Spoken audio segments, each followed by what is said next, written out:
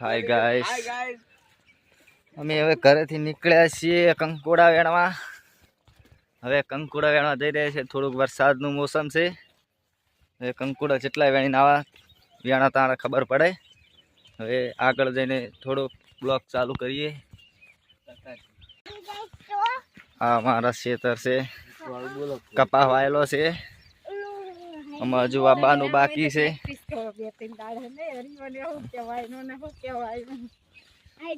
જોલો આવો વરસાદ છે અમારા ત્યાં.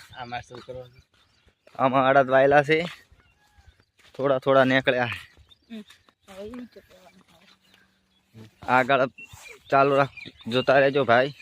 આ મારું પડતર છે એમ કો. હા, પડતર પડી છે. અમાર વાઈફ છે, આગળ જાય મારા ભત્રીજો છે. એને પણ કંકોડા વેણવા લાયા છે હરુપાના. કાલે મહેમાન આવવાના છે એટલા માટે. હવે અમે કંકોડીના વેલે આવી ગયા છો. હવે વેણવા જઈ રહીએ. ચલો હડો વેલો ખેદીએ.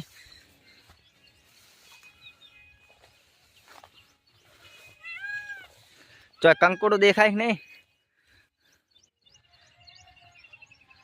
તેણિયું. તને કંકોડા શાક ભાવે છે? કેવું ભાવે? એવું ને, મને કંકોડા ભાવતા નહીં પણ વેણવા ગમે હે. પોસ કંકોડા ઉપર વળી ગયા હે પણ બોયડી છે. વેણવું કાઠું પડશે પણ વેણવા તો પડશે જ, કારણ કે કંકોડા વેણવાનો બહુ હરખ ચડે.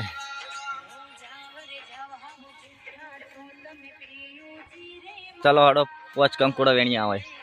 એક કંકોડું તો અમે તોડ્યું છે. હવે બીજા આવા કંકોડા જેટલાય તોડવા પડશે અમારે, તાણ તો શાક થાય આનું. હાલો ગાઈસ, કંકોડા તો ખૂબ બધા છે પણ બોયડી છે ઉપર સડવું કાઠું પડી જાય છે. કોટા વાગે છે.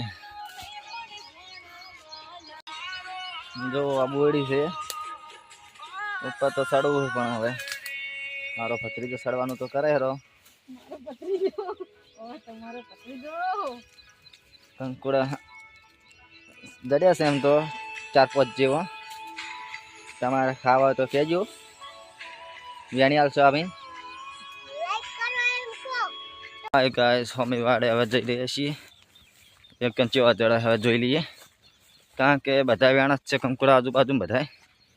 એટલે જડવા તો કાંઠ જ છે પણ વેણવા પડશે થોડા ઘણા શાક થાય એવો. જો સાર કેવી પડી અમારે. તો ગાઈસ, આટલું બધું ફર્યા ને આટલા વેણ્યા કંકોડા. શાક કર્યા તો થઈ ગયા હે, આટલા તો બહુ થઈ ગયા હવે.